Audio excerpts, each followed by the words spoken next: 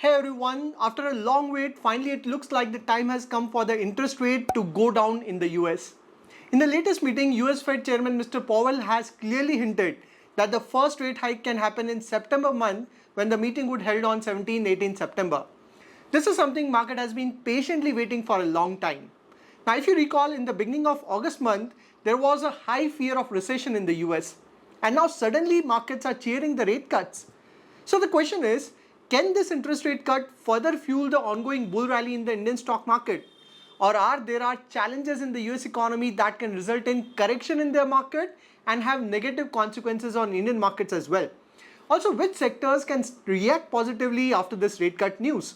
We'll try to figure out in this video. My only suggestion is to watch it till the end to get a clear idea of the situation.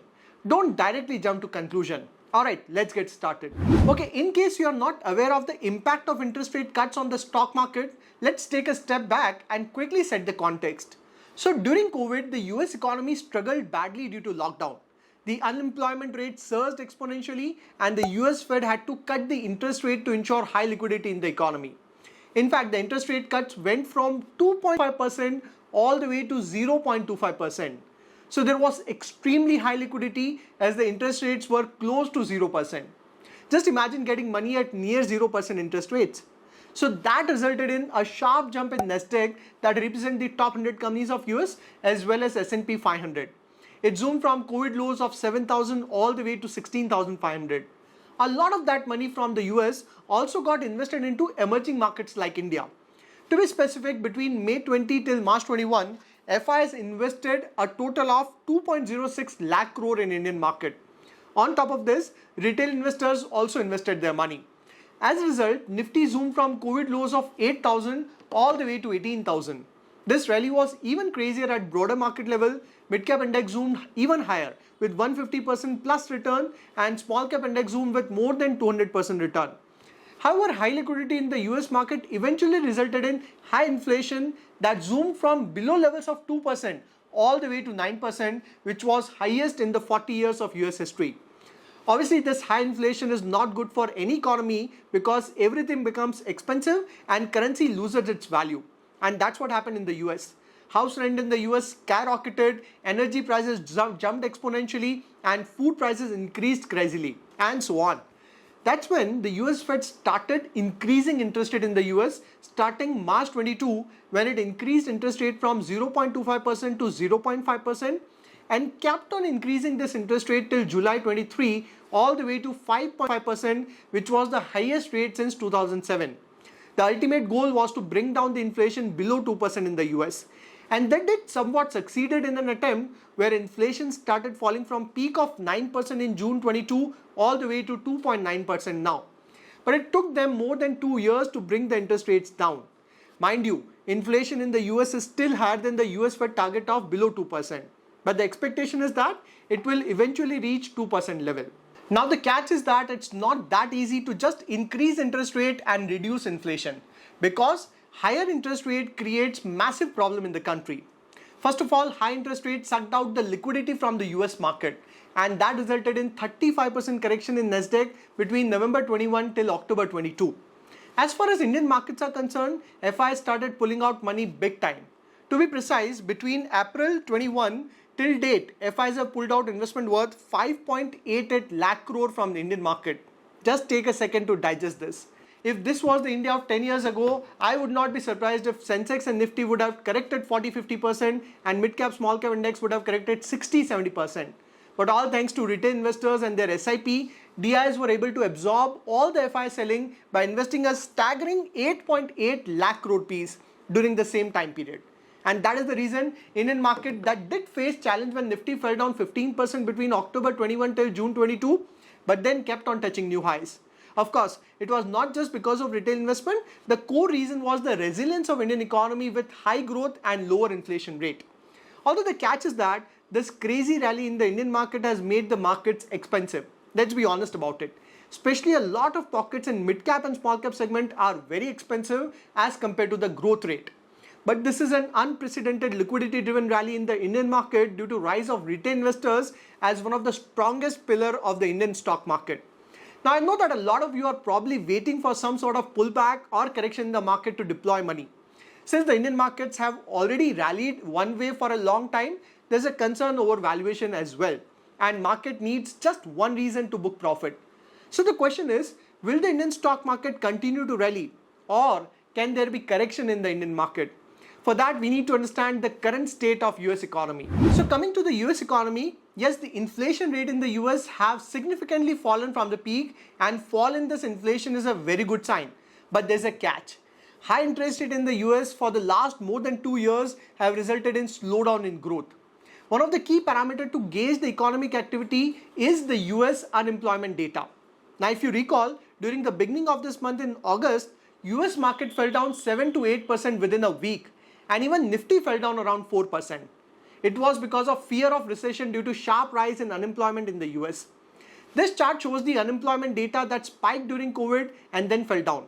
And now in recent months, it has jumped from 3.5% all the way to 4.3%. And this is not a good sign. Try to understand this. When unemployment rises in the US, it has a snowball effect.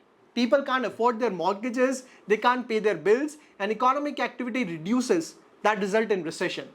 So when US unemployment data was out in the beginning of August month, it triggered all the negativity with slowdown in growth. But then you might ask, Sahil, now that the US Fed is planning to reduce the interest rate, won't it result in a fall in unemployment rate and improvement in the US economy? Well, yes and no. So the catch is that US Fed won't reduce this interest rate from 5.25% all the way to say 2 or 3% overnight. It will be a gradual process. The expectation is that in the next meeting in September month, US Fed would cut down the interest rate by minimum 25 basis points, that is 0.25%, and maximum it could be 50 basis points. And then in the subsequent meetings, there are further rate cuts on the table. So the point is that the interest rate in the US are still at decade high, and it will gradually come down, which means the impact of high interest rate in the last more than 2 years could still be visible in the economy, with rise in unemployment rate and probable recession in the US economy. In one of the articles, I read that a few rate cuts are not going to prevent a recession. Average recession is 10 months. It takes something like a year before Fed cuts actually start to give a boost to the economy. So it is not that the moment US Fed would cut the interest rate next month, everything in the US economy would become hunky-dory and US economy would completely out of the problems overnight. Yes, stock market can temporarily jump, as in the short term, movement is based on the basis of sentiment. Just to conclude, the point is that if unemployment rate in the US does not fall, it can trigger panic in the US market. Because US market has already priced in the majority of positive news from the rate cut. Nasdaq has already zoomed 10% in last 3 weeks, and even Indian markets are trading near all-time high. Also, inflation in the US is still at 2.9%, which is above the target of 2%. And it's not easy to reduce inflation after a point, as it gets very sticky. So the US Fed is hoping that in the best case, they would have a soft landing, where inflation would fall below 2% without having a major economic pain and without spiking unemployment rates. But if that does not happen, US market can see correction. As far as Indian markets are concerned, although we are extremely resilient now and do not have much dependence on the US market, but any negative event in the US will trigger concern over the Indian markets as well. Mainly because majority of positive news is already factored into the Indian market, as Indian markets are already touching all-time high.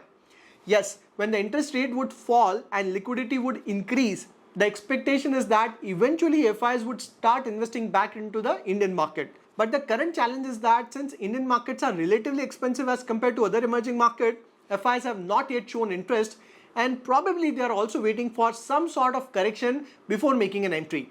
So it would be interesting to see when FIs start investing into the Indian market again. But like I said, this fall in interest rate would be a gradual process. On top of this, US market is not completely out of the woods yet.